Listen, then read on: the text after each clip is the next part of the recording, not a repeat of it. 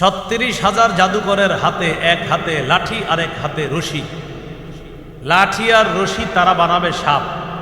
৩৬ দুগুণে হয় ৭২,০০০। এই ৭২,০০০ সাপ মাঠের মধ্যে দৌড়াদৌড়ি করতেছে। মুসা নবীর ভিতরে একটু ভয় ভয় কাজ করতেছিল। আল্লাহ বললেন, লা তাখাফ, আপনি ভয় পাবেন না, ইন্নাকা আনতাল আ'লা, আপনিই বিজয় হবেন। আলকিফ আলকিব মাফি ইয়াদিক, আপনার হাতে যেটা আছে এটা ছাড়েন, আপনি আপনার লাঠিটা আপনি ছাড়েন। তালকাফ মা সনাউ, ছাড়ার সাথে সাথে দেখেন বিশাল বড় এক সাপ মুসা নবীর ওই লাঠি হয়ে কইরা আছে। আসো সবাই আসো, যেগুলা মাঠে দৌড়াইতেছো আসো।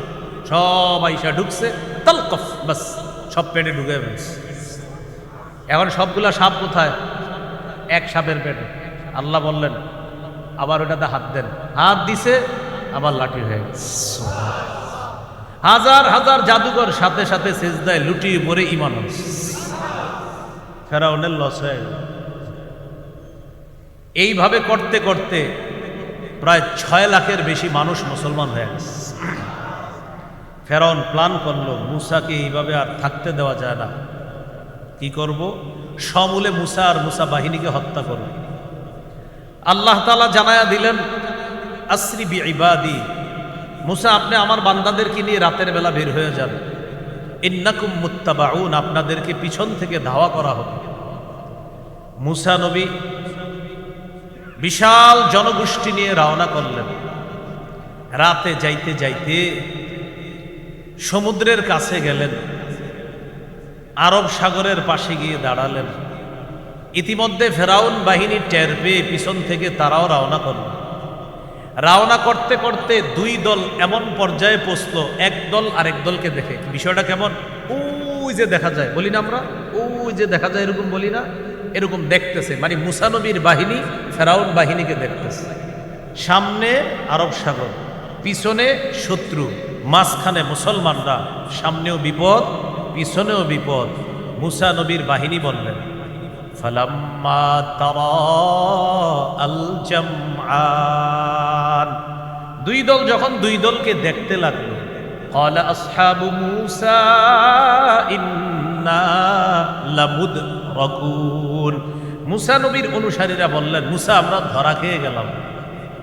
মুসা নবী বললেন, কাল্লা, কখনো না, ইন্না মাইয়া রাব্বী সায়াহদিন, আমার সাথে আমার রব আছেন, তিনি আমাকে রাস্তা দেখাবেন। আল্লাহ তাআলার দরবারে শুকরিয়া আদায় করছি। আল্লাহ আমাদেরকে মাহফিলে উপস্থিত হওয়ার তৌফিক দান করেছেন, বলি আলহামদুলিল্লাহ। ফিলিস্তিন এবং কাশ্মীরের নির্যাতিত মাজলুম মুসলমান ভাই বোন যারা আহত অবস্থায় দুনিয়াতে এখন আছে, তাদের জন্য বিশেষ দোয়া। যারা শহীদা হয়ে পৃথিবী থেকে বিদায় নিয়েছে, তাদের মাগফিরাতের জন্য দোয়া। ফিলিস্তিন, যেটা বর্তমানে আমরা নাম বললেই চিনি ফেলি, ফিলিস্তিন একটা দেশের নাম, যেই দেশের উপর শুধু আক্রমণ হয় কিছুদিন পর পর। ফিলিস্তিনের নাম আসলে ফিলিস্তিন ছিল না। খ্রিস্টপূর্ব ৩২০০ সনের কথা। পৃথিবীতে তখন ছুরি, দা, কুড়াল, কোদাল এগুলা তখনও আবিষ্কার হয়নি। মানুষ তখন বিভিন্ন কাজ করত ধারালো পাথর দিয়ে, প্রাণী শিকার করত ধারালো পাথর দিয়ে। ওই যুগটাকে বলা হয় প্রস্তর যুগ। কি যুগ বলা হয়? প্রস্তর যুগ, পাথরের যুগ। মুসা নবী একটা ঘটনা ঘটাইলেন, একজনকে ঘুষি মারছে, মরে গেছে। তিনি মিশর থেকে চলে গেলেন মাদিয়ানে। সেখানে গিয়ে একটা ঘটনা ঘটছে। ঘটনার পরে শুআইব নবীর সাথে তার দেখা। পরবর্তীতে শুআইব নবীর কন্যাকে বিয়ে করেছেন। ৮ বছর বা ১০ বছর তিনি থাকলেন শুআইব নবীর কাছে। ১০ বছর পর গর্ভবতী স্ত্রীকে নিয়ে তিনি আবার মিশর রওনা করলেন। পথিমধ্যে আল্লাহ তাআলা অসাধারণ একটি ঘটনা ঘটিয়ে মুসা নবীকে আল্লাহ নবুয়ত দান করলেন। নবী হয়ে চলে আসলেন মিশর।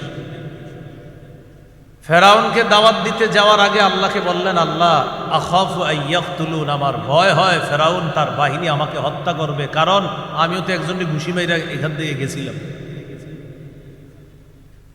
সাথে সাথে বললেন, আল্লাহ আমার মুখে জবানে একটু জড়তা আছে, আমার ভাই হারুন হুয়া আফসাহু মিন্নি লিসানা, তার মুখের ভাষা বড় চমৎকার, আমার চেয়ে সুন্দর কথা বলতে পারে, হারুনকে আমার সহযোগী বানায়া দেন। আল্লাহ হারুনকেও নবুয়ত দান করলেন।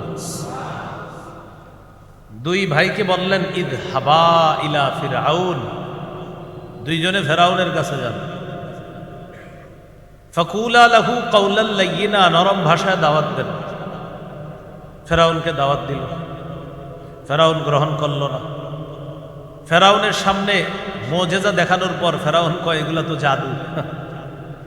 জাদুর ঘটনাকে কেন্দ্র করে এরকম বিশাল মাঠের মধ্যে একটা জাদুর প্রতিযোগিতা হলো। মুসা নবীরটা তো জাদু না, এটা মুজিজা। ৩৬,০০০ জাদুকর, কেউ লেখছে ১২,০০০, কেউ লেখছে ৩৬,০০০ জাদুকরের হাতে, এক হাতে লাঠি আর এক হাতে রশি। লাঠি আর রশি তারা বানাবে সাপ। ৩৬ দুগুণে হয় ৭২,০০০। এই ৭২,০০০ সাপ মাঠের মধ্যে দৌড়াদৌড়ি করতেছে। মুসা নবীর ভিতরে একটু ভয় ভয় কাজ করতেছিল। আল্লাহ বললেন, লা তাখাফ, আপনি ভয় পাবেন না, ইন্নাকা আনতাল আ'লা, আপনিই বিজয় হবেন। আলকিফ আলকিব মাফি ইয়াদিক, আপনার হাতে যেটা আছে এটা ছাড়েন, আপনি আপনার লাঠিটা আপনি ছাড়েন। তালকাফ মা সনাউ, ছাড়ার সাথে সাথে দেখেন বিশাল বড় এক সাপ মুসা নবীর ওই লাঠি হয়ে হা কইরা আছে। আসো সবাই আসো, যেগুলা মাঠে দৌড়াইতেছো আসো। সব আইসা ঢুকছে, তালকাফ, বাস সব পেটে ঢুকে ফেলছে। এখন সবগুলা সাপ কোথায়? এক সাপের পেটে। আল্লাহ বললেন, আবার ওটাতে হাত দেন। হাত দিছে, আবার লাঠি হয়ে গেছে। হাজার হাজার জাদুকর সাথে সাথে সিজদায় লুটিয়ে পড়ে ঈমান হচ্ছে। ফেরাউনের লস হয়ে গেল। এইভাবে করতে করতে প্রায় ৬ লাখের বেশি মানুষ মুসলমান হয়ে গেছে। ফেরাউন প্ল্যান করলো, মুসাকে এইভাবে আর থাকতে দেওয়া যায় না, কি করব? সমূলে মুসা আর মুসা বাহিনীকে হত্যা করব। আল্লাহ তাআলা জানায়া দিলেন, আসরি বিইবাদি, মুসা আপনি আমার বান্দাদেরকে নিয়ে রাতের বেলা বের হয়ে যান। ইন্নাকুম মুত্তাবাউন, আপনাদেরকে পিছন থেকে ধাওয়া করা হবে। মুসা নবী বিশাল জনগোষ্ঠী নিয়ে রওনা করলেন।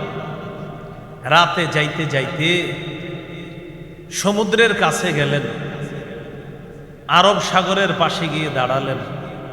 ইতিমধ্যে ফেরাউন বাহিনী টের পেয়ে পিছন থেকে তারাও রওনা করল। রওনা করতে করতে দুই দল এমন পর্যায়ে পৌঁছলো, এক দল আরেক দলকে দেখে। বিষয়টা কেমন? ওই যে দেখা যায়, বলি না আমরা, ওই যে দেখা যায়, এরকম বলি না, এরকম দেখতেছে। মানে মুসা নবীর বাহিনী ফেরাউন বাহিনীকে দেখতেছে। সামনে আরব সাগর, পিছনে শত্রু, মাঝখানে মুসলমানরা। সামনেও বিপদ, পিছনেও বিপদ। মুসা নবীর বাহিনী বললেন, ফালাম্মা তারা আল জামআন, দুই দল যখন দুই দলকে দেখতে লাগলো, ক্বালা আসহাবু মূসা ইন্না লামুদরাকুন, মুসা নবীর অনুসারীরা বললেন, মুসা আমরা ধরা খেয়ে গেলাম। মুসা নবী বললেন, কাল্লা, কখনো না, ইন্না মাইয়া রাব্বী সায়াহদিন, আমার সাথে আমার রব আছেন, তিনি আমাকে রাস্তা দেখাবেন। আল্লাহ তাআলা বললেন, আওহাইনা ইলা মূসা আনিদ্রিব বিআসাকাল বাহর, আমি মুসার প্রতি ওহী পাঠাইলাম, আপনি লাঠি দিয়ে সমুদ্রে আঘাত করেন। মুসা নবী সমুদ্রে আঘাত করলেন, 12টা শুকনা রাস্তা আল্লাহ তৈরি করে দিলেন। বনি ইসরাইলের 12টা গোত্র শুকনা রাস্তার উপর উঠে রাস্তা পাড়ি দিতে লাগলেন। ইতিমধ্যে ফেরাউন বাহিনী রাস্তার কাছে চলে আসছে।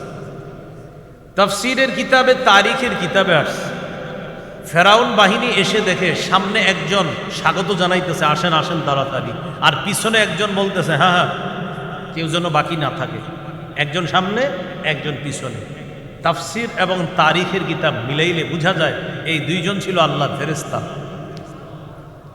ফেরাউন শুকনা রাস্তার কাছে গিয়ে উদ্ধত আচরণ করলো। ফেরাউন তার বাহিনীকে বলতেছে, কি বুঝলা, এতদিন মাটির উপর আমার ক্ষমতা চলেছে, জমিনের উপর আমি রব ছিলাম, এখন দেখো নদীর উপরও আমি রব, নদীর উপরেও আমাকে স্বাগত জানানোর জন্য রাস্তা, শুধু স্বাগত, দেখো একজন স্বাগত জানাইতেছে। জি জি আসেন, সবাই রাস্তার উপরে উঠছে। তারা রাস্তার উপরে উঠতেছে, ইতিমধ্যে মুসা নবীর বাহিনীকে আল্লাহ রাস্তা পার করে ওপারে নিয়ে গেছে। পিছনে একজন আছে, উনি বলতেছে যান যান, একজনও যেন বাকি না থাকেন, সব গিয়ে ওঠেন, রাস্তায় ওঠেন। উঠছে। আল্লাহ তাআলা বলেন, وَإِذْ فَرَقْنَا بِكُمُ الْبَحْرَ فَأَنْجَيْنَاكُمْ وَأَغْرَقْنَا آلَ فِرْعَوْنَ وَأَنْتُمْ تَنْظُرُونَ। এক পারা 7 নম্বর পৃষ্ঠা শুরুতে আছে। স্মরণ করুন ওই সময়কে যখন আমি সমুদ্রকে ভাগ করে 12টা রাস্তা তৈরি করে বনি ইসরাইল তোমাদেরকে আমি মুক্ত করে ওপারে নিয়ে গেলাম, আর তোমাদেরকে বললাম পিছনে ফিরে তাকাও। তোমরা পিছনে ফিরে তাকিয়ে দেখতেছিলা আমি কিভাবে ফেরাউন বাহিনীকে ডুবায়া মারি। বিষয়টা তোমরা তাকায়া তাকায়া দেখতেছিলে। সমুদ্রের মাঝে রাস্তার উপরে যাইতে যাইতে আল্লাহ তাআলা এবার রাস্তাকে হুকুম করলেন, আবার পানি হয়ে যাও। রাস্তা পানি হয়ে গেল, ফেরাউন বাহিনী ডুবে মারা গেল। মিশর থেকে মুসা নবী আর তার বাহিনী তথা বনি ইসরাইল চলে গেল ওপারে। ওই পারে যাওয়ার পর যে এলাকায় উঠলো, এলাকাটার নাম সিনাই উপত্যকা। বলেন কি নাম? সিনাই। ওয়াত্তিনি ওয়াজ্জাইতুন ওয়াতুরি সিনিনা, এই সিনিন সিনাই, সুবহানাল্লাহ। সেখানে গেলেন। সেখানে যাওয়ার পর মুসা আলাইহিস সালাতু ওয়াস সালাম বনি ইসরাইলকে বললেন, এই শোনো, একটা কাজ করি, চলো। কি কাজ? আমাদের কাছ থেকে বাইতুল মুকাদ্দাস বেশি দূরে না, একদম কাছেই বাইতুল মুকাদ্দাস। বাইতুল মুকাদ্দাসটা মূর্তি পূজারীদের দখলে, চলো জিহাদের মাধ্যমে আল্লাহর ঘরটা তাদের কাছ থেকে আমরা উদ্ধার করি। বনি ইসরাইল রাজি হয়েছে। রাজি হওয়ার পর মুসা নবী তাদেরকে নিয়ে চলে গেলেন। চলে যাওয়ার পর মূল শহরে প্রবেশ করার আগে প্রাচীর আছে, দেয়াল আছে। এই দেয়ালের কাছে মুসা নবী আর তার বাহিনী গিয়ে উপস্থিত। দেয়াল টপকাইলেই আল কুদস শহরে প্রবেশ করবে, ফিলিস্তিন প্রবেশ করবে। মুসা নবী দেয়ালের কাছে গিয়ে বললেন, ইয়া কওমি দুখুলুল আরদাল মুকাদ্দাসাতাল্লাতী কাতাবাল্লাহু লাকুম, সূরা মাইদা 27 নম্বর আয়াত। হে আমার সম্প্রদায়, তোমরা প্রবেশ করো এমন এলাকায় যে এলাকাটা পবিত্র, আল্লাহ তোমাদের জন্য এটা লিপিবদ্ধ করে দিয়েছেন, প্রবেশ করো। ওয়ালা তারতাদ্দু আলা আদবারিকুম, আল্লাহ তোমাদের জন্য এলাকাটা নির্ধারণ করে দিয়েছেন, তোমরা পিছনে ফিরে যেও না। ফাতানকালিবু খাসিরিন, তাহলে ক্ষতিগ্রস্ত হয়ে যাবে। বনি ইসরাইল জবাব দিল, ক্বালু ইয়া মূসা ইন্না ফিহা কওমান জাব্বারিন। মূসা, আমরা যাব না। একটু আগে না বলছে যাবে, এখন বলতেছে আমরা যাব না। কেন? বাইতুল মুকাদ্দাস দখল করে আছে এক প্রতাপশালী জাতি, আমরা তাদের কাছে যাব না, তারা থাকা পর্যন্ত সেখানে প্রবেশ করব না। ইন্না লান নাদখুলাহা হাত্তা ইয়াখরুজু মিনহা, এই প্রতাপশালী জাতি সেখান থেকে বের না হওয়া পর্যন্ত আমরা প্রবেশ করব না। ফাইয়াখরুজু মিনহা ফাইন্না দাখিলুন, তারা যদি বের হয় তাহলে আমরা বাইতুল মুকাদ্দাস এলাকায় প্রবেশ করব। মুসা নবী অনেক বুঝাইতেছে, বুঝ মানে না। সর্বশেষ তারা যা বলল শুনলে আপনাদের দেখেন মেজাজও খারাপ হইতে পারে। কি বলেন? ক্বালু ইয়া মূসা ইন্না লান নাদখুলাহা, মূসা আমরা সেখানে যাব না, মা দামু ফিহা, যতক্ষণ প্রতাপশালী জাতি সেখানে আছে সেখানে আমরা যাব না। ফাযহাব আনতা ওয়া রাব্বুকা, মূসা তোমার যদি এতই মন চায় তুমি আর তোমার রব যাও। ফাকাতিলা, তোমরা দুইজনে লড়াই করো। ইন্না হাহুনা কাঈদুন। তুমি আর তোমার রব গিয়ে লড়াই করে তাদেরকে হারিয়ে দেওয়ার পর আমাদেরকে বলবা, তারপর আমরা যাব। এটা কারা জবাব দিল? বনী ইসরাঈল। প্রিয় ভাইয়েরা, আপনারা কি আমার কথা বুঝতেছেন সবাই? মুসা আলাইহিস সালাতু ওয়াস সালাম তাদেরকে বুঝাইলেন, তারা যায় না। আল্লাহ তাদের উপরে রাগ করে গজব স্বরূপ, আযাব স্বরূপ তাদেরকে ওই এলাকায় উদ্ভ্রান্তের মতো ঘুরাইতে লাগলেন। সেই এলাকার নাম তিহ। বলেন কি নাম? তয় দীর্ঘিকার হ, তিহ, তয় দীর্ঘিকার হ, কি নাম?